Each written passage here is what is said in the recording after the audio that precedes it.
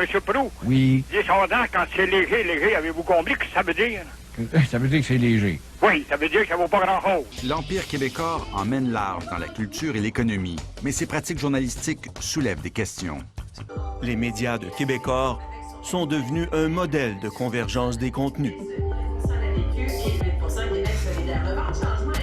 Le journaliste est supposé d'être la personne la plus étanche à toutes les pressions de partout. Et là, c'est notre employeur qui nous manipule. Donc, c'est honteux pour un journaliste. Il n'y a personne qui va se vanter de ça. C'est très difficile à admettre.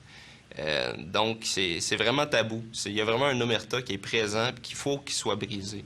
J'entends des collègues qui étaient en politique, j'entends des collègues qui étaient à l'économie parler de même ingérence au même niveau que ce que moi j'ai vécu aux Arts et spectacles au Journal de Montréal, et ce, partout dans tous les médias de l'Empire. Nous avons découvert que les journalistes du réseau TVA, une autre filiale de Québecor, se plaignent du même phénomène. Ils affirment, selon les procès-verbaux du comité professionnel de l'entreprise, qu'on s'en prend toujours aux mêmes cibles. Les journalistes déplorent la couverture partisane et parfois démesurée des intérêts de Pierre-Carl Pellado. Et ils s'inquiètent de la perte de crédibilité de l'information. Le public n'est pas dupe, notre jupon dépasse trop. Dans les médias de Québecor, l'entreprise brille toujours. Voyez cette manchette parue en février. Code d'amour des entreprises, Vidéotron la plus admirée, selon un sondage Léger Marketing. Mais en fait, l'intégrale des résultats du sondage publié dans le journal Les Affaires montre que Vidéotron n'arrive qu'en 102e place des entreprises les plus admirées au Québec. Elle n'est première que parmi les télédistributeurs. Monsieur Proulx, Oui. les sondages, quand c'est léger, léger, avez-vous compris ce que ça veut dire? Ça veut dire que c'est léger. Oui, ça veut dire que ça vaut pas grand-chose. Un débat quand même assez intéressant. Qu'est-ce que tu aurais à dire super rapidement là-dessus, Alexa? Rapidement, my God! Premièrement, je vais commencer avec le modérateur qui a vraiment été, à mon avis, mauvais parce que ça a été chaotique tout le long au lieu de vraiment essayer de calmer les chefs. Ça a été juste de ôter le micro. Il y a eu aussi il y a eu un manque d'impartialité. Surtout lorsqu'il a fait mention des taxes impayées de M. Duhem. Je trouve que ça a été vraiment inapproprié de la part du modérateur parce qu'il ne devrait pas emmener des informations. Lui est là pour gérer les chefs en leur donnant le droit de parole. Et malheureusement, c'est ce que je m'attendais également parce que M. Bruno a toujours montré ses couleurs. Ce que j'ai à dire à propos du débat, pour ma part, premièrement, hein, M. Legault qui dit aux autres chefs, arrêtez de faire peur quand il a utilisé la peur depuis les 2 dernières années pour tenir les Québécois à être dociles. C'est sûr, il y avait énormément de mensonges et de déceptions dans le débat. J'ai mes feuilles de notes ici, je ne sais pas si c'est capable de voir. Là, j'ai trois feuilles de notes complètes recto verso. J'en ai plusieurs, moi aussi. C'est complètement ridicule. Il y a tellement eu de matériel. Mais non, je suis 100% d'accord avec toi. Le modérateur était tellement biaisé, justement, à l'encontre d'Éric Duhem. Éric Duhem, c'est sûrement celui qui a eu son temps, qui s'est vu le plus coupé de toute la foule, de chaque participant, dès que c'était à l'extérieur de son temps, dès que c'était à l'extérieur du temps qui était nécessaire, il se faisait couper. Le modérateur était énormément biaisé contre lui. J'étais vraiment content de voir aussi que dans les sujets qui ont été parlés, la majorité des sujets, c'est dans les sujets qu'on avait parlé dès le début. Ce qui démontre, par contre, qu'ils ont vraiment parlé de sujets qui sont importants envers les Canadiens. Ils ont parlé de l'immigration, comme toi, tu avais parlé. Ils ont même touché, comme tu disais, sur Roxham Road, sur ces sujets-là. Une personne a parlé de Roxham Road et c'était M. Duhem. Et j'ai été contente parce que c'est des choses qui sont tabous et on en entend moins parler. Et M. Duhem a eu le guts, je vais le dire en beau terme français, d'amener l'immigration illégale. Et c'est un sujet important, il faut en parler, mais malheureusement, les chefs essaient de bifurquer pour éviter le sujet. Oh oui, à 100%. Ouais.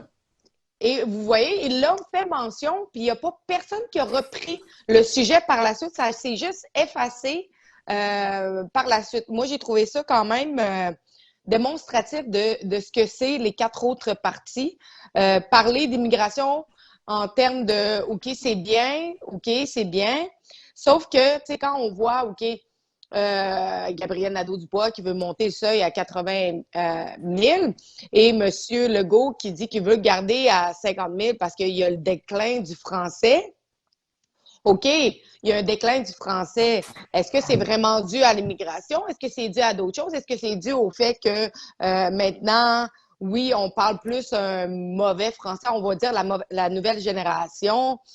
Même ma génération, on dirait que le fait les textos rapidement, on se force moins, on fait plus d'erreurs, on parle moins parfaitement. Ouais. Je pense que c'est aussi la rapidité, d'essayer tout le temps d'être plus rapide, couper les mots, utiliser des slangs pour communiquer avec les gens. Donc, c'est sûr que ça le nuit un peu aux Français. Je pense qu'il n'y a pas une raison qu'il faut viser, mais plusieurs raisons qui font en sorte que, oui, il y a peut-être un déclin. Est-ce que c'est aussi problématique que ce qui laisse entendre? Ça, c'est notre affaire. On a vu aussi que au niveau de l'environnement, ça a été chaud. Ça a été très chaud. Ouais, mais il y a beaucoup de sujets que ça a été chaud. Puis on voit vraiment, c'est nos prédictions qu'on a dit au début. On a la manière que François Legault a répondu aux questions au niveau de l'environnement, c'est exactement comme on avait prédit au début. Il a parlé comme quelqu'un qui s'entretient bien avec le World Economic Forum, avec Klaus Schwab. Il a vraiment amené les mêmes idées qu'on pensait. Puis il essayait de montrer. Le Parti libéral est encore plus extrême que la CAQ sur l'immigration. Donc, on voit vraiment à quel point le Parti libéral est de gauche radicale et en lien avec le WEF sur l'immigration. Moi, ce que j'aime pas, c'est que... Sur l'environnement. Moi, ce que j'aime pas, c'est que M. Legault nous compare beaucoup aux États-Unis. On n'est pas comparable aux États-Unis. Les États-Unis ont beaucoup plus d'États et tous les États se gèrent. Et c'est pas comparable. On peut pas comparer notre politique, notre façon de faire avec les États-Unis, tout simplement. Mais ils se basent beaucoup sur la Californie, par exemple, et d'autres États comme ça que c'est impossible. Moi, tout simplement, j'aime beaucoup que Gabriel Nadeau-Dubois a dit a fait un lien avec le Texas pour Duham. Ouais, avec Duham. Tandis que Duham a utilisé Cuba pour Gabriel Nadeau-Dubois pour un petit peu représenter le communisme, probablement. Je sais pas. Ça c'était génial. Ça, c'était tellement bon. Ça me faisait penser à justement le type de politique que Ron DeSantis utilise en Floride. Ce qui est un bon signe pour Duham au niveau de sa politique au Québec. Moi, je suis un petit peu déçue, par exemple. J'aurais aimé que M. Legault soit plus confronté sur les mesures liberticides qu'il a prises. Duham a quand même fait un bout de chemin. Il l'a quand même confronté. On a vu qu'il y avait un malaise provenant de M. Legault. Essayer tout le temps de se défendre. Puis en plus, pour le couvre-feu, au niveau des contacts, et que là, il essayait de débattre comme quoi que le couvre-feu, c'était bon. OK, on a eu un couvre-feu. Le deuxième couvre-feu a duré quoi? 2 semaines? Venez pas me dire qu'il y a vraiment eu une différence en 2 semaines avec un couvre-feu. Pas du tout, parce qu'après le couvre-feu, il y avait plus de cas au niveau hospitalier. Mais bref. Ouais, exactement. On sait que ça n'a rien changé. Ouais. Ça a juste affecté la santé mentale des Québécois. Je ne trouve pas que ça a eu un si gros impact autant que ce que François Legault essaie de faire paraître comme si ça en avait eu un. Puis, au niveau aussi de la loi 96, je suis d'accord avec M. Duham en disant que le numéro 96, cette loi-là, a stigmatisé vraiment les anglophones, les allophones. Donc, en remettant un nouveau projet de loi, lui, c'est sûr qu'il y a le rapport Sanson que j'ai lu, qui est excellent, qui aussi emmène la francisation de la femme dans la famille, qui, elle, gère la famille, qui est celle qui parle avec l'homme et les enfants, qui aussi s'occupe des devoirs et qui gère en fait la famille. Je pense que c'est important que la femme dans la famille soit francisée avant tout et que ça va aussi dépeindre sur tout le reste de la famille également. Mais imagine une mère de famille qui ne peut pas voir son enfant grandir dans la langue que lui il va utiliser parce que maintenant, il utilise le français dans la vie de tous les jours. Et je pense que le rapport Sanson aurait dû être pris en considération. Et Madame Anglade dit qu'il faut changer la loi 96, qu'il faut la modifier et qu'il faut garder ce projet de loi-là, que je suis en fait pas d'accord pour ma vision personnelle. Là, parce que une fois, ça on va le voir partout, une fois que tu es stigmatisé avec quelque chose, ben, on va toujours le prendre en aversion. On va le prendre en aversion et on va toujours penser que c'est mauvais pour soi. Donc, en changeant, en vraiment remettant tout à zéro, puis en remettant un nouveau projet, je pense que c'est la meilleure façon de venir apaiser ce mal-là qui a été créé, puis cette détresse-là qui a été aussi causée par ce projet de loi-là. Mais on parle pas juste d'un projet de loi. Il y a plusieurs projets de loi qui ont créé des stigmatisations puis la polarisation au Québec. Le projet de loi 21, par exemple, qui, encore une fois, est challengé par plusieurs organisations. Donc, bref, il y a eu beaucoup de choses qui ont été, dont les aînés. On voit que, tu sais, M. Legault essaie vraiment d'acheter le vote des aînés. On dirait que c'est ça. On dirait, je ne sais pas si vous avez vu, là, mais... Ouais, non, j'ai remarqué un petit peu, puis c'est intéressant de voir ça. Mais un autre point que j'aimerais ça amener aussi, c'est Pierre Poilievre, quand il a donné son victory speech, quand il a donné quand il a parlé à l'événement du Parti conservateur lorsqu'il a été annoncé le nouveau leader du parti. Il a dit quelque chose qui m'a vraiment résonné. Il a dit « Le Québec n'est pas woke. Le Québec rejette le wokisme. » Et on a vu que, justement, le wokisme, ça en a été parlé durant le débat des chefs. On a parlé justement du mouvement Defund the Police. On a parlé du mouvement justement de Political Correctness. C'est que moi, j'ai vraiment bien aimé regarder, bien aimé voir, parce qu'on a parlé justement de l'incident qui s'est passé à l'Université d'Ottawa, quand il y a un professeur qui a eu énormément de backlash parce qu'il a dit quelque chose qui n'était pas politiquement correct.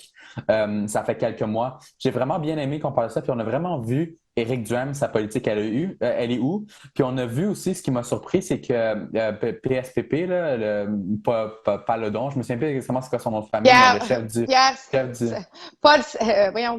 Paul Saint-Pierre Plamondon. Oui, c'est ça. Il y a tellement de mots. Oui, ça, le chef du Parti québécois rejetait aussi le wokisme et François Legault rejetait aussi le wokisme. Puis c'est ça le point que je trouve que des fois des personnes manquent. Ces trois personnes-là sont socialement des conservateurs. Là où est-ce qu'ils vont diverger, c'est le rôle de l'État dans la vie, les dépenses de l'État, puis justement au côté qui est plus autoritaire puis libertarien. C'est de ce côté-là qu'ils vont plus diverger, puis au niveau socialiste, puis la souveraineté du Québec. Sauf que socialement, ces trois-là sont conservateurs, sont de droite socialement. Qu'est-ce que tu en penses, Alexa? Ben, je suis d'accord avec toi. Puis, tu sais, quand on regarde M. Legault qui avait tellement donné des promesses, dont réduire la taille de l'État, et qu'en fait, il a fait l'opposé, oui, il a agrandi la taille de l'État. On est à se demander, est-ce que ces promesses, en fait, qu'il est en train de faire, est-ce que c'est pour acheter des votes pour bien paraître? Parce que jusqu'à maintenant, la plupart des promesses qu'il a fait, il les a pas réalisées. Et c'est décevant. Puis, écoutez, Éric Duhaime a voté pour lui parce qu'il s'attendait à des changements qui n'ont pas été exécutés par la CAQ. Malheureusement, c'est qui va être le meilleur quasiment menteur? Ouais, malheureusement, c'est comme ça que je pense. J'ai l'impression que si on regarde ça de cette manière-là, François Legault était un peu comme pas Éric Duhaime, désolé, Erin O'Toole, l'ancien chef du Parti conservateur. Les deux ont promis des idées quand même assez conservatrices, quand même assez fiscalement responsables, quand même assez de droite. Et les deux ont été vers la gauche dès qu'ils ont été élus parce que justement, ils n'ont pas suivi sur les promesses qu'ils ont dit. Je trouve Ouais. que les deux se ressemblent un petit peu à ce niveau-là, tu trouves pas? Oui, puis oui, ça ressemble, ben, c'est en fait M. Legault gouverne par sondage. Ouais. Il va avec le pôle Comme Erin de la O'Toole. population. Puis Ouais. les sondages, ben c'est drôle, mais quand on regarde le sondage léger marketing ou mainstream ou d'autres, ben ça diverge. Puis on se demande tout le temps, ben écoutons, je veux dire, OK, c'est bien beau, mais on voit tout le temps qu'il va beaucoup avec le léger. Bon, léger marketing. Bon. Mais moi, ma grosse question là-dedans, on a fait mention de M. Fitzgibbon, qui donne des milliards de dollars un peu partout à des compagnies qui en donnent, qui n'arrêtent plus. M. Fitzgibbon, là, je ne sais pas si on s'en rappelle, mais il y avait des conflits d'intérêts. Hein? Non, c'est souvent ça qui se passe avec les firmes de sondage, surtout de nos jours, là. Ouais. Non, mais M. Fitzgibbon avait des conflits d'intérêts parce que il y avait des actions dans, je pense que c'était White Star, puis une autre compagnie qui ne voulait pas laisser aller ses actions parce que, pour quelle raison. Donc, finalement, il lui avait demandé, donc il avait quitté pour garder ses actions, puis tout bonnement, il est revenu dans le décor. Premièrement, qu'est-ce qu'il fait encore dans le décor après avoir eu un conflit d'intérêts, un gros scandale autour de lui? Il est encore là, puis là, en plus, il dépense des milliards de dollars des contribuables. Puis on ne sait pas trop où est-ce que ça va, parce qu'on s'entend que la transparence du gouvernement Legault, il y a 7 milliards de dollars en contrat sans appel d'offres qui a été donné. Ouais. Et j'ai été surprise qu'il n'y ait pas personne qui ait fait mention de l'erreur des libéraux dans leurs finances, qui ont omis de mettre 12 milliards de dollars dans la dette du Québec. J'ai oublié ça. Bon, c'est drôle, hein? Personne n'en a fait mention de celle-là. Mais il y a quand même... Mais par exemple, on a fait mention des... Oh, mon Dieu! Des taxes... Elle est fâchée, là. Elle est pas des taxes de M. Duhaime. Mais non, mais on voit-tu que... Non, c'est complètement ridicule. Puis juste le message subliminal que le modérateur a fait. Comment est-ce qu'on peut s'assurer que vous allez bien gérer les finances d'une province si vous avez de la misère à gérer vos propres finances personnelles? C'est un commentaire totalement biaisé puis qui est 100% partisan. Puis ça l'a montré là, tout le long du débat. Il était partisan, il était biaisé. Puis j'espère que les Québécois s'en sont rendus compte parce que les prochaines élections, c'est ça qui va être important de voir. Puis j'espère qu'ils vont avoir compris que c'était pas à 100% fair pour Éric Duhaime, ce débat-là. Puis tu sais, c'est pas juste ça. On a vu aussi, M. Duhaime a eu, ben, moi, ce que j'ai pu observer, il a vraiment moins parlé que tout le monde. Ouais. Il n'y a vraiment pas eu beaucoup de temps d'antenne. Puis je trouve ça vraiment dommage parce que, en termes d'opposition... Mais c'est dommage, mais je trouve que il a vraiment, vraiment bien réussi à utiliser son temps parce que honnêtement, je trouve que les choses qu'il disait, c'était pertinent. Je trouve que ça va justement aller chercher la base qui est peut-être plus conservatrice du côté de la CAQ, si les gens l'ont vraiment écouté. Fait que je pense que oui, à 100%, je suis totalement d'accord avec toi, c'était pas fair, puis je trouve qu'il y a moins de temps d'antenne que les autres personnes, mais je trouve qu'il a vraiment quand même réussi à passer son message puis à dire des choses vraiment bien piquées puis pointues. Puis moi, j'ai aimé que M. Duhaime ait... Ça, c'est vrai ce qu'il a mentionné, c'est pas un parti pris, c'est que il a dit qu'au niveau de l'environnement, ça se passe pas juste au Québec. Ça se passe en dehors aussi du Québec, dans tous les pays autour du monde. Donc, on peut bien faire ce qu'on veut au Québec, mais si le reste du monde ne change pas, nos efforts, nos sacrifices, comme ils disent, hein, parce que c'est des sacrifices que les Québécois vont falloir qu'ils fassent 100%. dans les prochaines années. Des gros sacrifices, des coûts économiques. Puis, il y a beaucoup, beaucoup de choses qui s'en viennent, puis que malheureusement, c'est les Québécois qui vont en souffrir Pourquoi? Au niveau résulté est-ce qu'ils ont mentionné que la Chine produit 33 des GES total de la planète Non, et c'est que ça va ouais. continuer à augmenter? Est-ce qu'eux autres vont changer leur manière de faire parce que, oh mon Dieu, il y a une crise climatique? Non.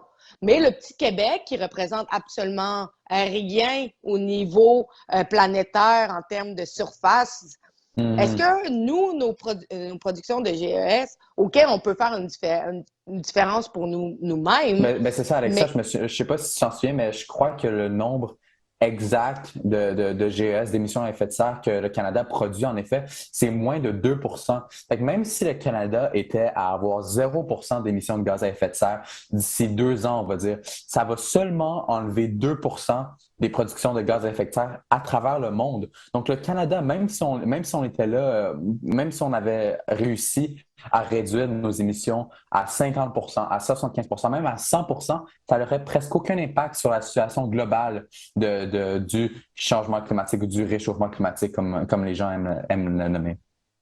Puis, je vais mentionner que Mme Anglade a dit « Oh mon Dieu, le chancelier était ici pour l'hydrogène vert. » Non, il n'était pas ici pour l'hydrogène vert. Il était ici pour le gaz naturel. Par le même moment, il a fait un accord avec l'hydrogène vert. En passant, il a fait un accord pour 2025 pour plusieurs quantités d'hydrogène vert qu'on en produit à peine, je ne me rappelle plus les nombres exacts, mais infinimes. C'est petit, là, ouais. C'est vraiment petit. Et il faut une énorme quantité encore d'électricité pour en produire quand comme vous l'avez vu que M. Legault a dit qu'on allait manquer d'électricité. Et là, ils parlaient tous de l'électrification des voitures et tout. Est-ce qu'ils ont mentionné que le cobalt des batteries proviennent majoritairement de la République démocratique du Congo où des enfants meurent, où des gens risquent leur vie pour un salaire extrêmement minable? Est-ce qu'ils ont mentionné que le lithium, qui est extrêmement instable, fragile, qui provient de des champs dans la région d'Argentine, le Chili, la Bolivie, qui demandent une concentration d'eau énorme? Non, ils n'en ont pas mentionné non plus. Donc, on s'entend une des sources d'énergie les plus vertes et les plus puissantes est bien sûr l'énergie nucléaire qu'on aurait pu prendre comme option, mais que personne ne veut en parler parce qu'encore là, c'est une énergie qui est taboue à cause de Tchernobyl ou qu'est-ce qui s'est passé à plusieurs autres endroits où il y a des places nucléaires que malheureusement ont été mal construites et tout. Mais quand c'est bien construit, que c'est safe, le nucléaire est une belle option à envisager. Puis ici au Canada, on a justement tout ce qu'il faut pour le nucléaire. Non, à 100 c'est des très bons points que tu as dit. Puis je pense que non, le débat, ça l'a vraiment révélé beaucoup justement sur la personnalité, je crois, des leaders. Puis je crois qu'il y a du monde qui s'en sont rendus compte. Efron, are we able to throw to a clip of the protests that have been happening? Parce que je ne sais pas si vous le saviez, mais pendant le débat, puis avant le débat, il y avait des manifestations qui se passaient justement devant les studios. Puis on avait un caméraman qui était là-bas pour filmer les choses. Je ne sais pas si on est capable de le montrer présentement sur l'écran. Ça ne sera pas bien long, ça s'en vient.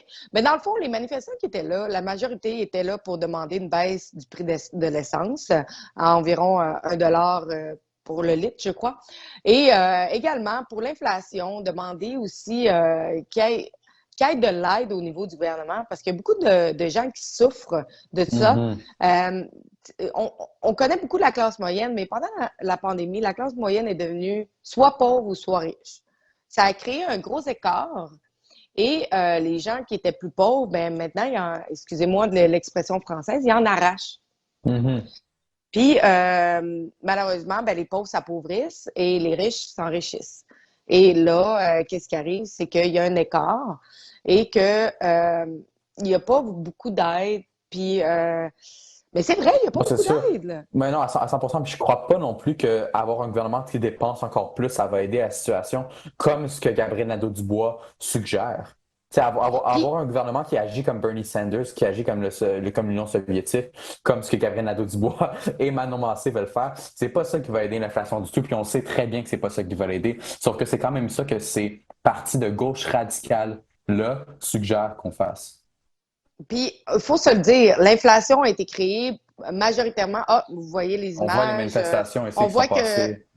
les routes ont été bloquées, beaucoup de police. Je pense qu'on a entendu un peu contre la CAQ. Oui, c'est clairement une manifestation. C'est clairement une manifestation contre François Legault, contre les partis de gauche. Ça En m'étonnerait. fait, Guillaume, notre collègue, en fait, m'a mentionné aussi que quand il est arrivé sur les lieux, il y avait les employés de la SQDC qui étaient là. Ah ouais? Ben, il n'a pas pu leur demander pourquoi, qu'est-ce qu'ils venaient réclamer, mais il était présent sur les lieux. Puis je pense qu'il a mentionné aussi qu'il y avait un petit convoi qu'on m'a dit. Je sais pas si on a des images de ça, mais je crois qu'il a mentionné ça. Bon, on voit qu'il y a beaucoup de... c'est des gens qui ont beaucoup des drapeaux du Québec, du Canada. Mais tu sais, je pense que il y a beaucoup de monde qui ont été insatisfaits pendant les 2 dernières années. Puis on va se dire, OK, l'histoire du Québec au niveau de la montée du désaccord politique, OK? Si on remonte à M. Charest, pendant voyons, le printemps érable, je pense que genre, ça a été des manifestations extrêmes. Les gens étaient dans on pourrait dire que c'était quasiment antifa. Non, puis il y a une raison aussi. Il y a une raison aussi pourquoi Jean Charest n'a pas gagné le Québec lors de la course à la chefferie du Parti conservateur. Puis il y a une raison pourquoi c'est Pierre Poilievre qui a gagné le Québec. C'est parce que Jean Charest, son passeur politique au Québec, ça n'a pas été le plus fameux, disons. Mais tu sais, les manifestations étaient tellement plus violentes à ce moment-là. Et aujourd'hui, regarde, on a 3-4 fois plus de sécurité pour des gens qui ont un drapeau du Québec puis qui font juste attaquer avec des mots et non de la violence. Ça démontre beaucoup qu'est-ce qui se passe. Et on voit que, tu sais, les policiers sont beaucoup plus réactifs qu'ils l'étaient auparavant. Tu sais, quand on regarde le printemps érable, il y a eu beaucoup moins probablement de blessés que les blessés qu'il y a eu pendant le convoi de la liberté à Ottawa. Non, on en a un blessé présentement qui est sur l'écran avec nous. Hein? S'est fait tirer par un policier lors du convoi pour avoir été une journaliste sur le terrain. Ouais. Mais tu sais, en passant, le deuxième processus de tout ça va se passer la semaine prochaine. Donc, il va y avoir un discovery qu'on appelle là, pour entendre un peu l'histoire des deux parties. Puis par la suite, il va y avoir le procès. Mais tout ça pour dire que, tu sais, on a entendu toutes les parties. J'avais quasiment l'impression que PSPP et Gabriel Nadeau-Dubois allaient se donner la main pour marcher ensemble sur un arc-en-ciel. Ouais. À la fin, j'étais là, bon, ils vont s'embrasser, ça n'a pas de bon sens. Ils étaient là, moi, je suis en accord, on va se mettre en accord, on va trouver une ligne parfaite pour... Mais là, j'étais là, coudonc, êtes-vous un parti opposé ou vous voulez non, je suis 100% d'accord avec toi. main à main?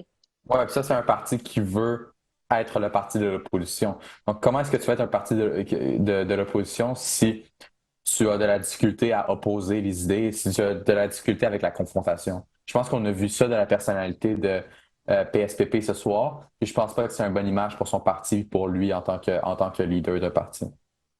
Non, mais c'est ça. Puis, tu sais, ça m'a tellement surpris. Ben, ça m'a surpris puis pas surpris en même temps parce qu'on s'entend que le Parti québécois est en chute libre et que là, en ce moment, on essaie de le garder parce qu'en même temps, il faut savoir que Coalition Avenir Québec est un peu un parti québécois Dans le fond, c'est Mhm. deux partis québécois, sauf que là, malheureusement, c'est que la coalition Avenir Québec est en train d'englober, de manger complètement le Parti québécois parce que le Parti québécois n'a pas de colonne. Ouais. Non, c'est sûr à 100%. Mais si on regarde l'histoire de la CAQ, c'est un parti québécois, en fait. C'est ça que c'est.